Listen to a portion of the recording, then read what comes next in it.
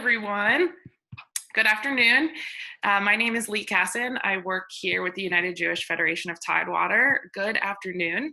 If you're just joining us, I want to say thank you so much for tuning in for Israel Fest 2020 from home. Each year, Israel Fest is one of my favorite days where the whole community comes together at the Reba and Sam Sandler family campus to celebrate Israel's Independence Day. It's amazing. This year obviously looks quite different, but the United Jewish Federation of Tidewater and the Simon Family JCC are happy to continue to celebrate Israel in every way we can. This new realm of technology that we're all exploring allows us to gather together from our homes to celebrate, but also can pose some challenges. Please hang with us if we run into any technical difficulties. We will get through this together. For our next program, I am honored to introduce Craig Dershowitz and Dylan Meyer. Craig is the CEO of Artists for Israel and Healing Inc. Craig has worked with over 8,000 artists representing more than 26 different countries on 4 continents, showing the power of avant-garde art as a tool for social change and creating a new paradigm in Israeli advocacy. Craig is a longtime friend and partner of the United Jewish Federation of Tidewater and was a previous Israel Today guest last year when he brought his team to paint a beautiful mural on the Simon Family JCC for Israel Fest 2019. In December, Craig brought his Healing Inc. project to Virginia Beach to help provide healing to survivors, families, and first responders from the Virginia Beach shooting. Dylan Meyer is a filmmaker that has been traveling around the globe with Craig to his many Healing Inc. projects, documenting the amazing work they have been doing. Recently, Dylan has worked with the Israeli embassy putting together their Yom Ha'atzmaut celebrations. Dylan has spent countless hours producing this moving video you are about to see. After the video, Craig and Dylan will be answering questions moderated by Perry Chenson, Director of Advancement and Campus and Community Engagement with Artists for Israel. Please enter your questions in the chat box throughout the film, and Perry will get to them as best as he can once the film is over. As a disclaimer, just so everyone knows, the following video contains sensitive subject matter related to the May Virginia Beach shooting. There is no explicitly graphic content. However, we understand the nature of the content can be difficult. If you have young children in the room, please view at your own discretion.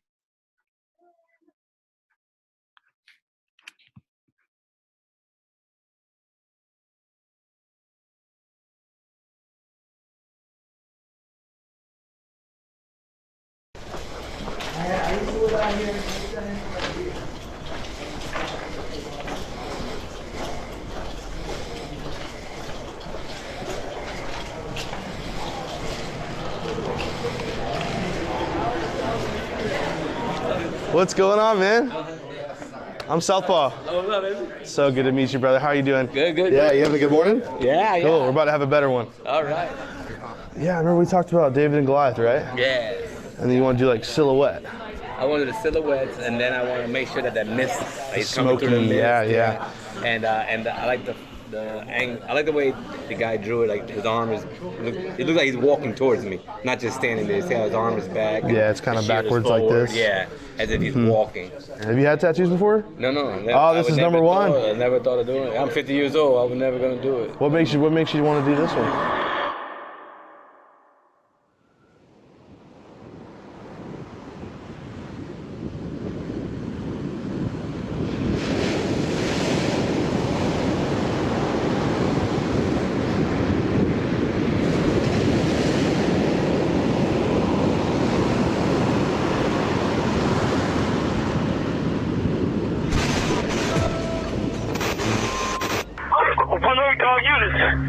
He's on the second floor. Shots fired, second floor. He's going up the steps. The victim down along with somebody shooting. One down, gunshot wound, 2405 Courthouse Drive for building 2. And third level, we're citizens. We have multiple victims. So Fourth floor is cleared. We're going to work our way back down. If we need. Chaos and carnage in Virginia Beach as police descend on a city government building after reports of an active shooter.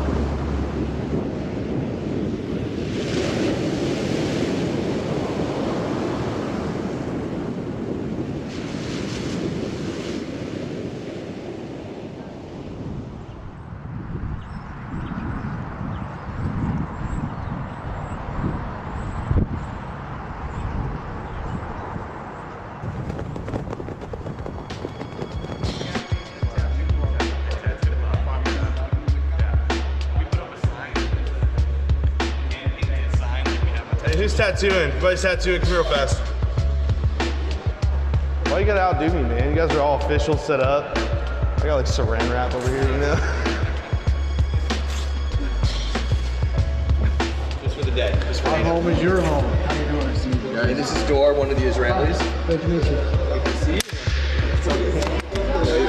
you. My name is Dor Lugac. I'm a tattooer from Ink Donkey in Tel Aviv, Israel. Craig hit me up, asked me if I want to do this and if I want to come over here and tattoo people. I just said yes. I think I didn't even think twice about it. I just said yes.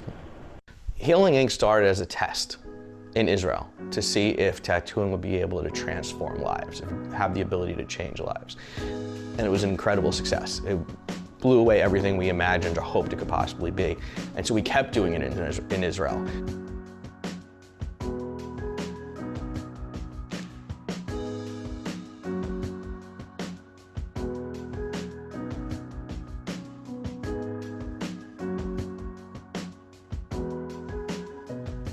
And then what we realized was around the world, that same suffering, the same terror attacks, that was happening globally. And we've got a long-standing relationship with the Jewish Federation out in Virginia Beach. When this shooting happened, they wanted to do something for the people of their community. And the Israelis have been saying to me for a while, you do so much for our country, when do we give back? So I called 4 Israelis, and they said, Craig, we're coming to Virginia Beach. If someone's going to come to you and he's going to tell you, listen, your job, what you do every day, let's use that and just help people. I don't think a lot of people would pass on that. So. It's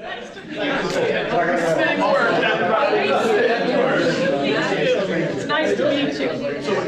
I have worked in Building 2 on the 3rd floor for over 20 years, and that afternoon of May 31st, I was there when the shooting happened. All of this, you can wrap it around here. It doesn't matter.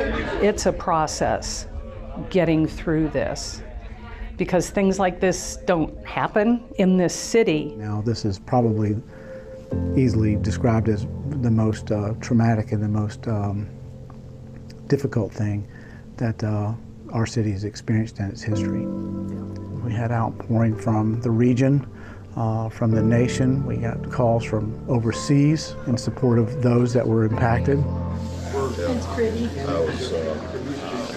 I hadn't seen him for 53 days. That same day was the day I was supposed to pick him up. Oh, wow. Our department was on the 1st floor. I heard what sounded like a gunshot in the distance, and we got everybody on my side out. As some people were coming, like a barrage of shots just started ringing out. And, we didn't know where they were coming from or where they were going. My supervisor called me and we ran behind file cabinets and we stayed there until the police came got us. When it happened, it was always something empty inside. Even when you look in the mirror, you always wonder what you could have done better, or could you have helped more? How could I have helped people that lost their lives or something like that, He wasn't even supposed to be there, truthfully. He was off, and he was walking to his car and he heard the call. And he ran back to his car and told his supervisor, I'm gonna go. And made it here within 5 minutes to come and help people. He could have easily just kept walking to his car. He had a baby coming on the way. It didn't really actually hit me and seem like reality until about 3 months after. It just felt like a dream for the whole time, a bad dream. Coming up on a year, this is a matter that is still in progress for us. The city is still reeling from the effect and the impact of that, and in many different aspects. When you put time between an incident, people tend to start to forget. When you have a traumatic injury or you have a, exciting event in your life, like a marriage, your life is divided into, before that happened and after that happened. Whatever it is that's going on in your life will embed itself into that memory. And it's the same with tattoos. Like all of us have to take a beating now and again. We all take a beating. But when you go to get a tattoo, it's like you chose it. You're in control of that. Okay, just right in here.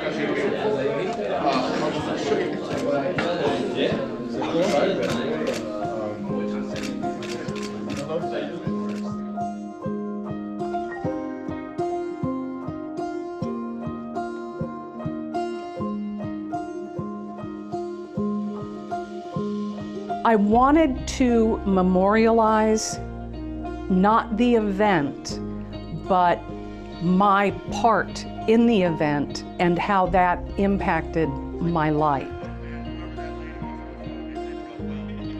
I think people sometimes when they're in distress or they've been through something that maybe it's hard for them to contain it, I think they will try everything. Just maybe to ease the pain, you know, and if they can find it through this, then they probably will try it, you know. It's not about trying to necessarily hide what happened. It's about taking control over, you know, what will happen. To be in that kind of a close proximity to going through that thing together, one person giving, one person receiving, I mean, it's heavy. It's heavy every time. So to have the context, it definitely ramps up that kind of, you know, I really wanted to make a connection with Rebecca. It's going to be really pretty. Knew what I wanted. Well, as soon as you told me, emailed a couple of times, and Yeah. that was it. Put it That's my together. job, you know. Yeah. That's what I do. That's what I do. I'm really happy to do this for you. Just the opportunity to come here. I've never been to the States before, right? Just the opportunity to come here and experience people who obviously went through a terrible thing. Getting a chance that maybe I wouldn't get any other way, you know, to sit down, talk to them, relate to them, maybe create bonds. This is my reward, and it's a lot. Boy, you know. So, okay, we're gonna start probably in the worst spot, and do your best not to uppercut me, regardless of how much I deserve it. It'll be fine. All right, here we go, my darling.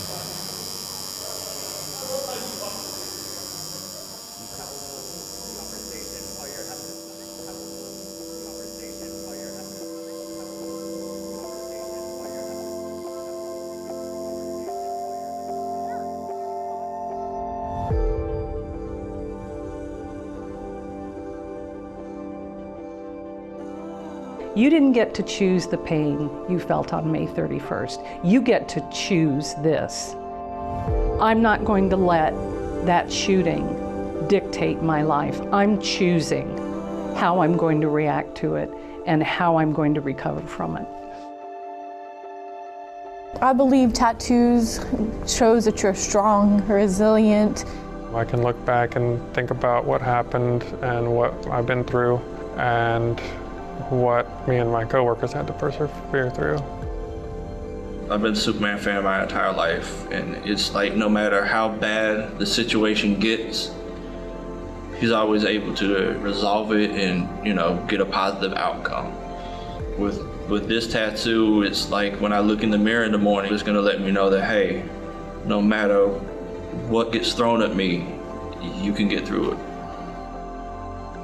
It's a tattoo of Saint Michael, who's the patron saint of warriors and law enforcement. It shows my pride in what I do and what it means to me. Two halves. The first half is a Spartan helmet, and then the other half is my actual police badge itself. It's like, you know, I did the right thing, and, you know, me being proud of how I did it, what I did.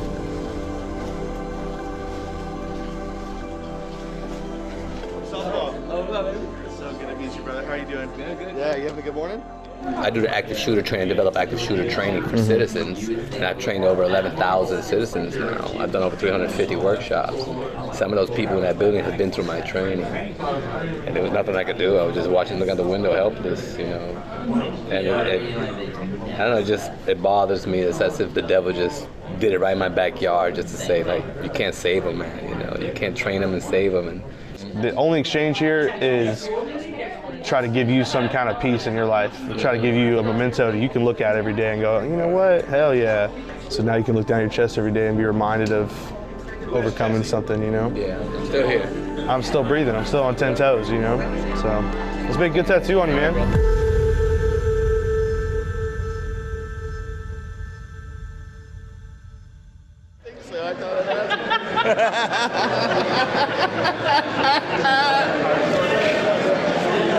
and I are cut from the same cloth. We really are. Love you. Sincerely. I've got a friend for life. You hit me up anytime. I will. I'm always around.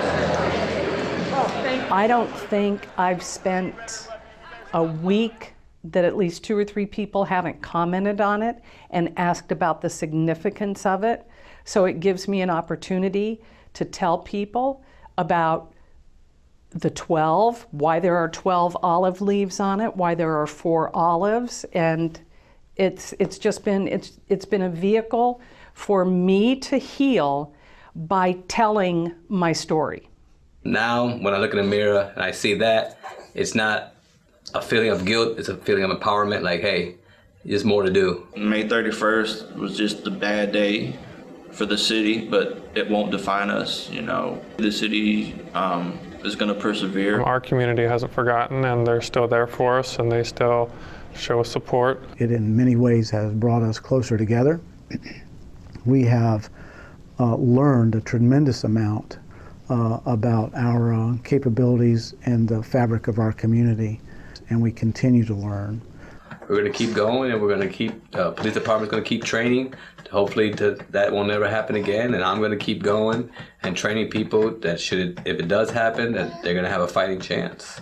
And I know my son's going to keep training, and he's going to keep running into buildings if he has to. And until this world changes, that's what we have to do.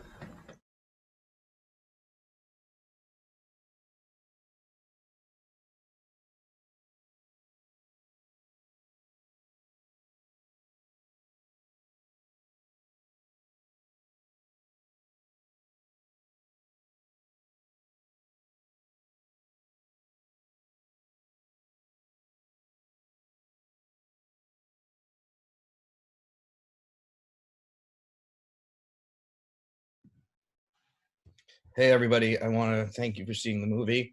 I also want to, before anything else, I think it's incredibly important. I know, knowing Robin now very well, having the pleasure of getting to know Deputy Chief Bill Dean a little bit more, and some of the artists from the community, what an incredibly tight-knit, close, and intimate community we're dealing with. So you guys opened your arms to myself and to my artists, and just made us feel part. You know, it's very difficult to walk into a neighborhood, to a people that you don't know, that you haven't interacted with before, and say, hey, we know you went through this trauma, and we want to be part of the solution, part of healing. And we weren't met with any kind of resistance. People opened their arms to us. So I want to thank you for that. I also want to thank, you know, it's great. I get to be on video all the time, right? I get to be the one who speaks, and people thank me for the work, but it's not me. It's the artist. And I know there's probably a few of them watching now, and I want to make a point to just really shout out and show the true appreciation to those guys. They're the ones who dropped everything they're doing. They're the ones who left their job for 2-3 days. They're the ones who, we had one artist who was breastfeeding in between breaks from tattooing. And they're the ones who, when I said, hey, take your incredible talents, take your time, very valuable, and bring it here to help. And they said, yeah, of course. I had a couple of artists who were from far outside of Virginia who said, we're coming. And I said, no, guys, you know, we don't need you. I understand, I appreciate it. And they were like, word, but we're going to be there. So give me people to tattoo, because I'm coming anyway, and I'm going to help in any way we can. And of course, I want to thank Dylan, who takes these incredible moments, and there's no one else other than, I think, Dylan, who could take these moments that are so intense, so raw, and actually be able to communicate that through video. So much of this is personal and attached to the individual, and yet he's able to do that. A lot of what Healing Inc. does is focus on returning agency to people who have lost it. Clearly, we are not going to physically heal the scars. Clearly, we are not going to take away the pain and the trauma and the memory of what has happened. But the goal and the intention of Healing Inc.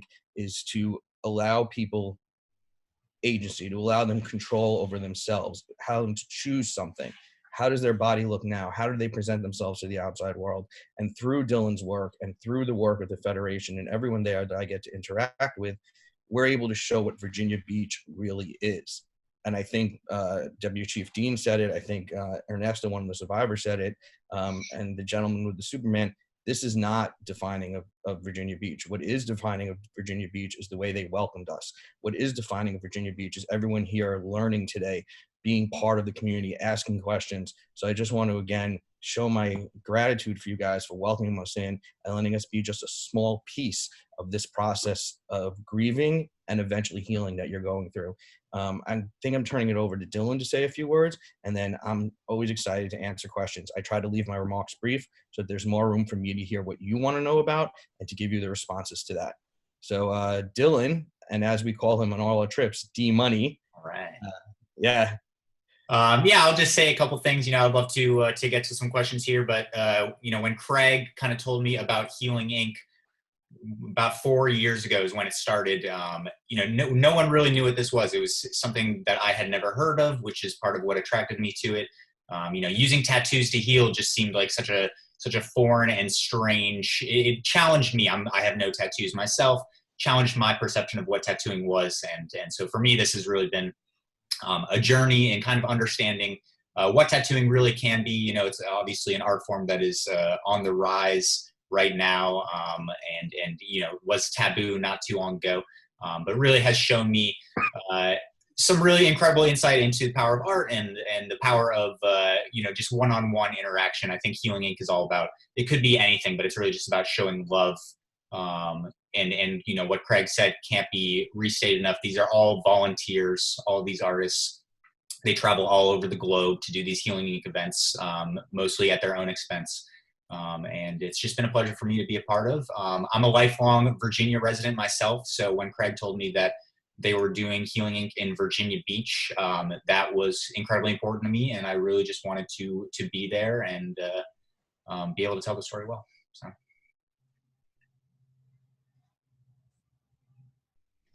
I think we're waiting for Perry to moderate some comments. Yeah, I want to say that plug Artists for Israel, which is the organization that thought of it, plug those who are supportive. I will tell you that as an organization that supports Israel, many of our donors were Jewish, and a few board members actually quit because of the taboo around tattooing. And I know I'm getting questions about Jews and tattoos, so I'm just prefacing this as saying I'm very well aware, and we've dealt with it and wrestled with it in the past, and I definitely have answers, and I'm proud to share them. And our first trip we did outside of Israel was actually to New York. And as Dylan says, he's from Virginia, I am from New York. We were there for 9/11, and I was in the city at the time. I saw the plane hit the tower, and I know what, as a person who's part of a city that struggled together, what it's like to share and give back. And so I know that Dylan was particularly pleased to be able to be part of what we were doing. And yeah, I don't want to keep talking because I want to answer some questions. So Perry or Lee or whoever wants to pick those questions for us. All right, here we go. I'm going to do my best to get to the questions in the order that they come. This one is from Robin. And I see that Deputy Chief Bill Dean and Captain Dave Squires are on the Zoom. I'd love to hear what their thoughts are and the feedback they heard since Healing Inc. was here. Captain, are you available?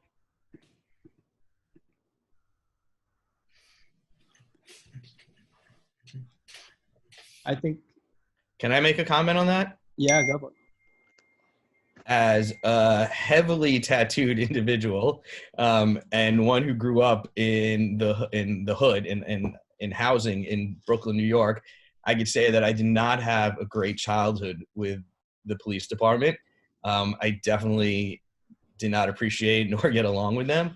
And the more that I do all of this, I gather such an incredible appreciation for what they do. I mean, we're talking about people that literally run into dangerous situations, and while everyone else is going the opposite direction, they fight against every single bit of our inherent nature to get away in order to be there to help people. So while we're waiting for the captain to be unmuted, I just want to say that I apologize for the first 18 years of my belief systems. Chief Dean, I see you're unmuted. Go ahead.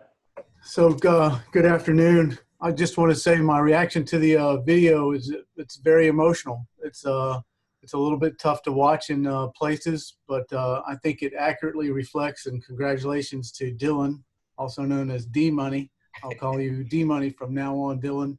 For capturing not only the the emotion of the day, but the joy of the day and the outcomes from the work of the artists and the people who were receiving the tattoos. It was a wonderful event. It was a pleasure to be a small part of it.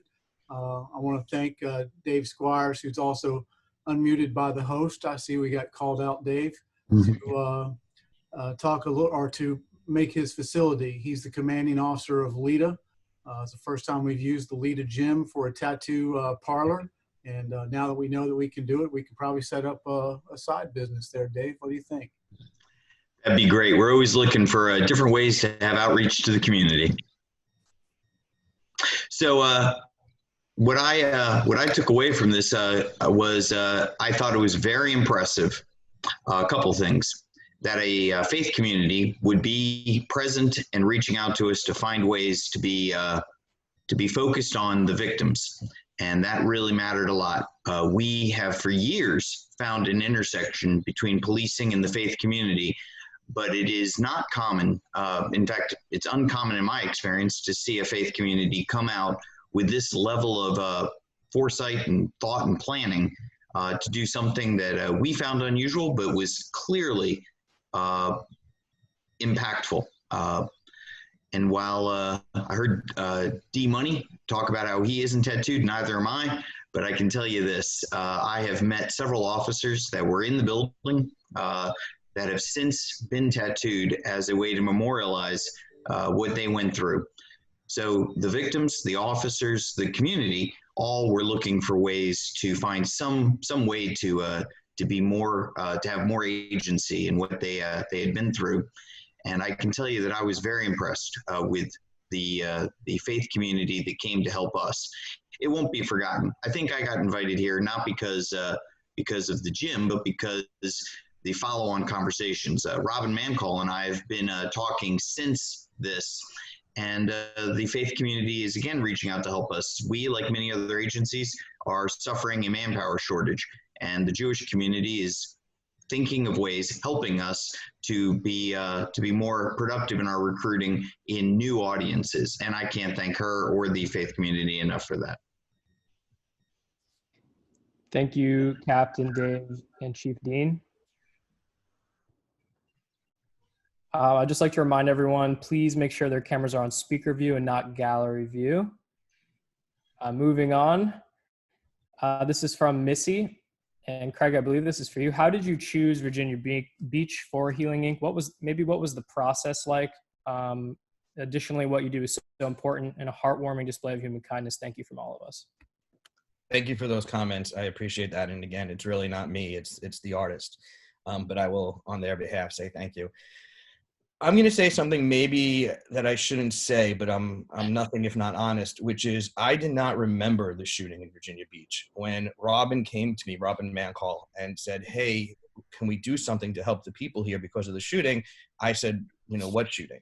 There were so many that I lost track, and I wasn't familiar. I'm living on the West Coast now. It wasn't in my thought process. It wasn't in my imagination at the time. And she explained it to me, and I looked it up. And that's when I knew I had to do it, because it had gotten forgotten, at least to me. And I knew because of me to others. And I said, we need people to remember.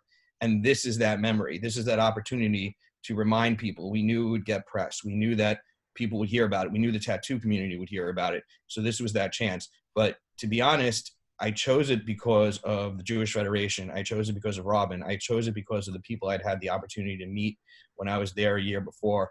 And whenever we're looking to tattoo, we get hundreds of applications for 20 or 30 spots.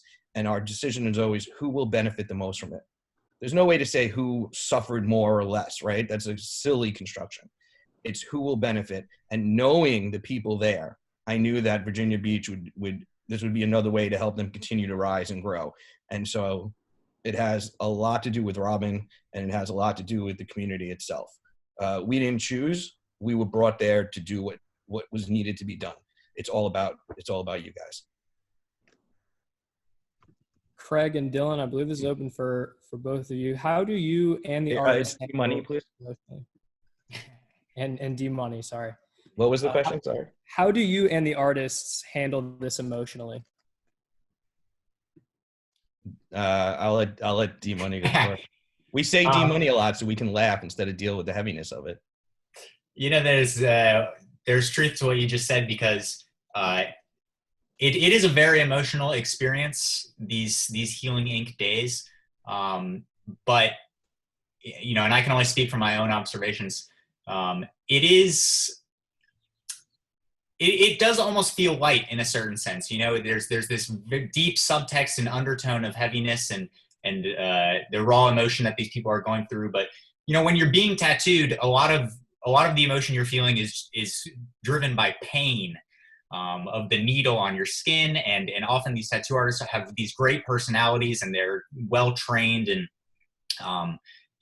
making painful situations light. So there's a lot going on. There's a lot of chemicals being released in everybody's brains. It goes through a lot of waves, highs and lows, and it never gets to a point where I feel like it's so overwhelming that people can't cope. I feel like it just, the days have a real natural rhythm to it. I don't know, Craig, maybe you can expand on that as someone who's been tattooed and kind of understands the mental process of what that's like. Well, I want to take a step back, because for me personally, I have the absolute displeasure, I'll call it, of interviewing everybody beforehand. People apply, they tell their stories, and then I sit there and I talk to them.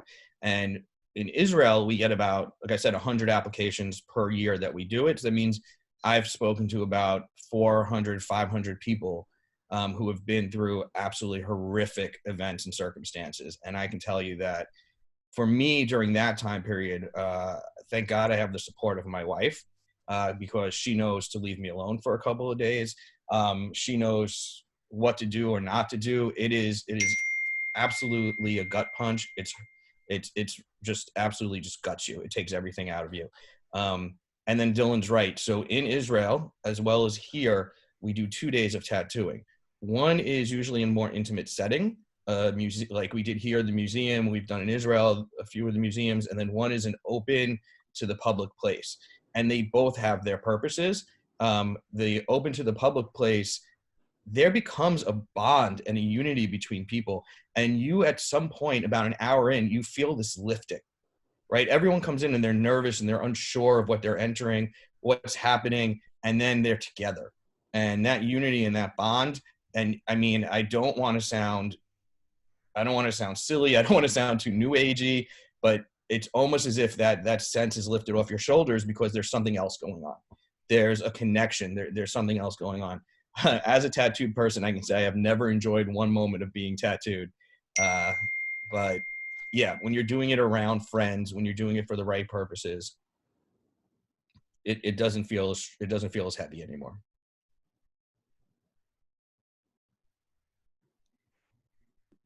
Craig, there have been multiple Healing Inc. Missions, if you will. What makes this one unique?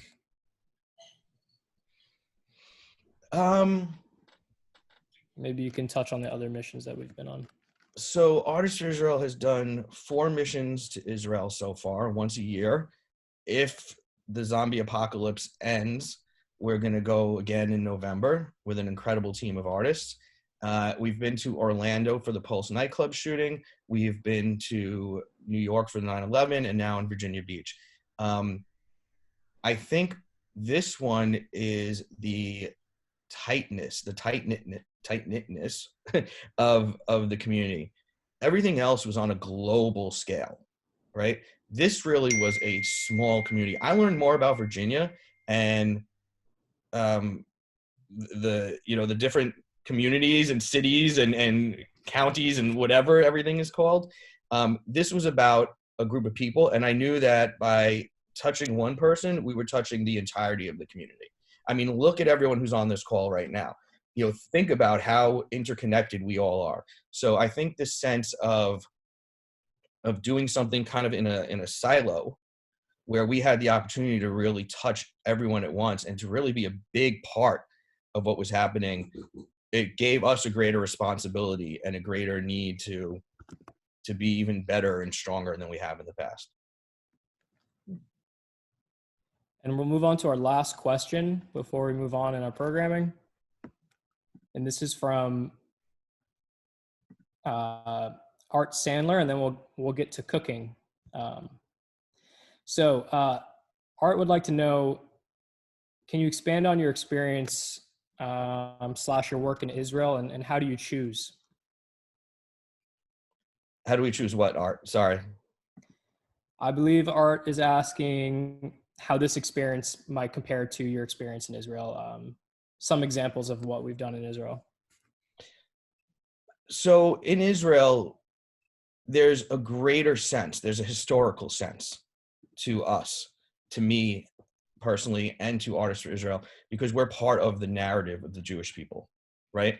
Israel means a lot to us. Israel was, without getting too political, Israel was based on surviving a trauma and a terror, although it's based on a lot more as well. So we're just plugging into something there. We choose our projects.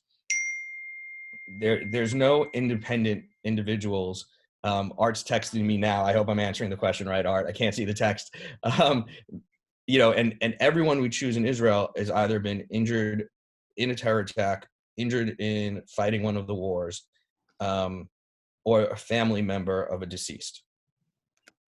And because of that, we've learned so much about the different people who are touched and affected by what goes on. But then we come to the States, and it has a more immediate need, whereas Israel is historical and part of a larger, you know, greater picture of where we're going. You come here and it hits home in a very real way into the heart. And here we realize it's not just those who were injured, and we tattooed people who were injured. It's not just the families of the victims, and it's not just the first responders, the brave men and women who ran into it to help people. You had grief counselors, you had 911 operators, you had crime scene investigators that we were tattooing.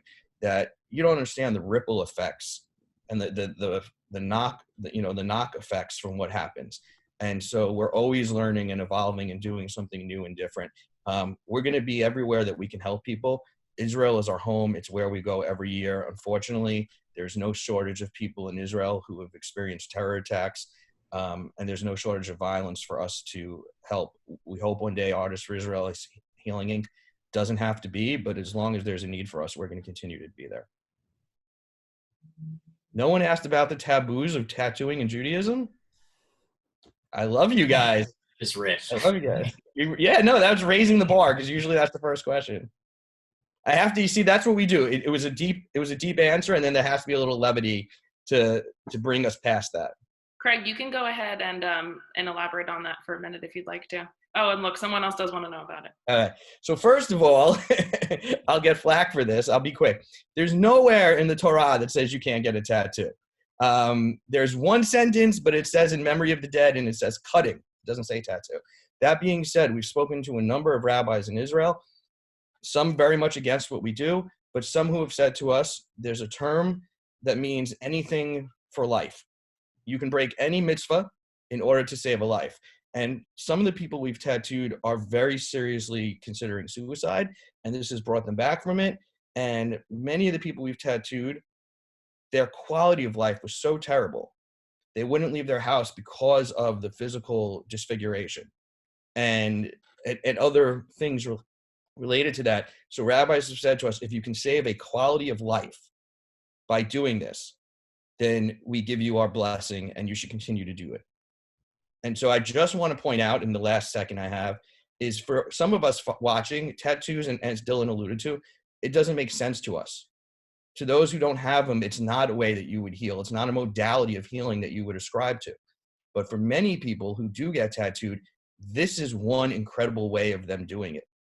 And so there's many people who are harmed in many ways, and there's many ways of healing, and we're just happy to provide one that no one has yet been able to give. And that's, you know, Artists for Israel's mission, is to heal the people of Israel, to heal the people of our local communities in a new and unique way. that's been missing, and we're happy just to kind of fill that hole for a bit.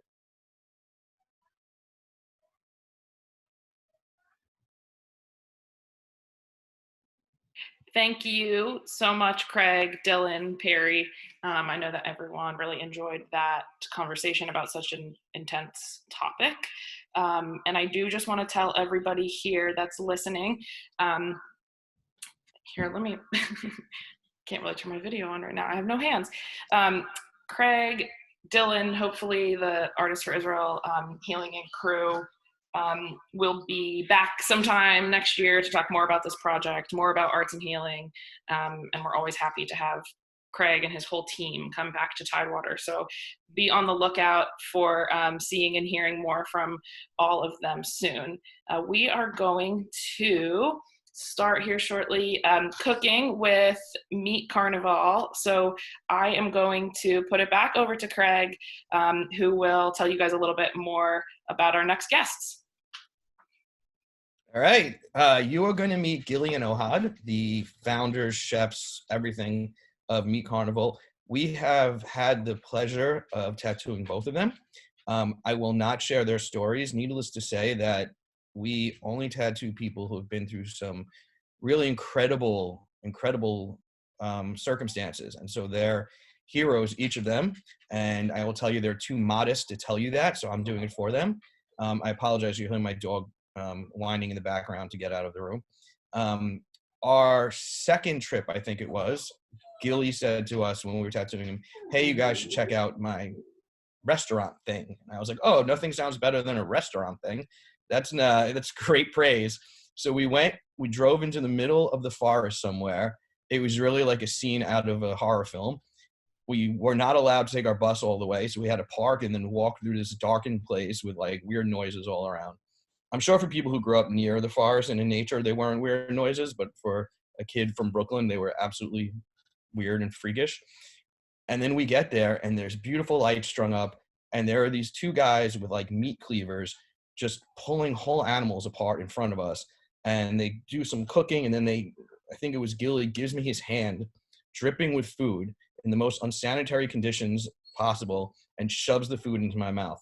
And at that moment, I realized that I love Gilly because it was the best tasting food I'd ever had. This is the weirdest dining experience you will have. I suggest when we're allowed to travel again, go to Israel, be part of it.